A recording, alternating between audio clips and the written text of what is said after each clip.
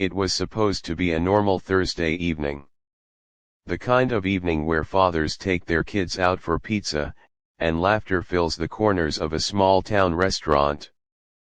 But that night, one wrong table, one wrong word, and one single dad's buried past came crashing back into the light. Act 1: The Ordinary Night. Daniel Carter wasn't a man who liked crowds. At 38, he lived a quiet life with his daughter Lily, an 11-year-old who had his sharp brown eyes but her late mother's smile. They usually ate dinner at home, but tonight Lily begged, "Dad, can we please go out just for once? No cooking, no dishes, just you, me, and a pizza bigger than my head." Daniel smiled. He had learned long ago that saying no to Lily was impossible. So they went to Murphy's Diner, a cozy family spot filled with chatter, neon signs, and the smell of fresh dough. Daniel had no idea that this ordinary night was about to become unforgettable. Act 2: The Wrong Table. They were halfway through their pizza when it happened. A young woman walked in, nervously clutching her purse. She scanned the crowded room, looking for a place to sit. Almost every table was full, except one near a group of well-dressed men in their 40s. "Gentlemen," one of them called mockingly, "looks like we've got company." The woman sat down quietly, but the men wouldn't leave her alone. Their jokes got sharper, their tone louder. It wasn't playful. It was mean. Daniel noticed Lily's eyes narrowing.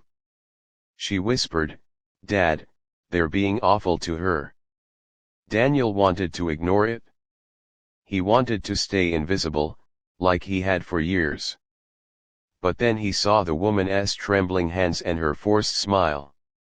Something inside him snapped. Act 3: The Stand. Daniel stood up. Calmly. Quietly. He walked over, placed his hand on the edge of their table, and said, "That's enough." The room went silent. Forks paused midair. Even the jukebox seemed to fade. The men smirked. One leaned back and sneered, "And who the hell are you, hero?" Daniel didn't raise his voice. "Just a father trying to teach his daughter what respect looks like." The men laughed, but the laughter didn't last. There was something in Daniel's eyes, calm, unshaken, dangerous. The young woman whispered, "Thank you."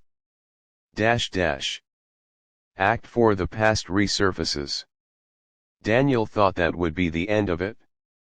But one of the men, taller than the rest, stood and leaned close. "Wait a minute. I know you." Daniel froze. The man's smirk widened. "Carter. Daniel Carter. Used to be military. Special Forces, wasn't it until, well, until things went bad." Whispers spread through the restaurant. Lily looked up at her father in confusion. "Dad." Daniel's dark past, one he had spent years hiding, was no longer a secret. Act 5: The Confrontation. The men pushed harder, trying to provoke him. "Tell them, Carter. Tell them what you did overseas. The things you don't want your little girl to know."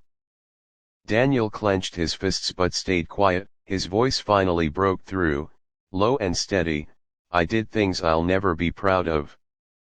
But tonight isn't about me. It's about her." He pointed to the young woman, still trembling. "And I won't let you tear her down, no matter what you think you know about me." His words struck the room like a hammer. For a moment, even his accusers had no response. Act 6: The Twist. Then something unexpected happened. The young woman stood. Her voice, though shaky, carried strength. "You don't know who I am either. But I know who you are." The men frowned. She pulled a card from her purse. A corporate logo gleamed under the light. I'm Emily Reynolds, legal counsel for Reynolds Group. And gentlemen, what you've just done is harassment. And it will not go unpunished. Gasps filled the room. The men's smugness evaporated. Suddenly, they weren't predators, they were cornered. Daniel stepped back, surprised. Emily gave him a grateful smile. Act 7, the emotional climax. When the men finally left, the restaurant erupted into quiet applause. Daniel returned to his table, but Lily's eyes were fixed on him. Dad, is it true, were you really a soldier? His chest tightened. He never wanted her to see him as anything but her dad. But she deserved the truth. He nodded slowly. Yes. I fought. I made mistakes. But I walked away because the only battle I wanted to fight was being your father. Tears welled in Lily's eyes. She reached across the table, grabbed his hand, and whispered, then you already won. For the first time in years, Daniel felt something he thought he had lost: peace. Act 8, resolution. Emily stopped by their table before leaving. You didn't just defend me tonight, she said softly. You reminded me that not all heroes wear suits, or capes. Daniel smiled faintly. I'm no hero. Just a dad. But in that moment, Lily squeezed his hand tighter, and Emily's grateful eyes told a different story. Closing message. That night proved something powerful.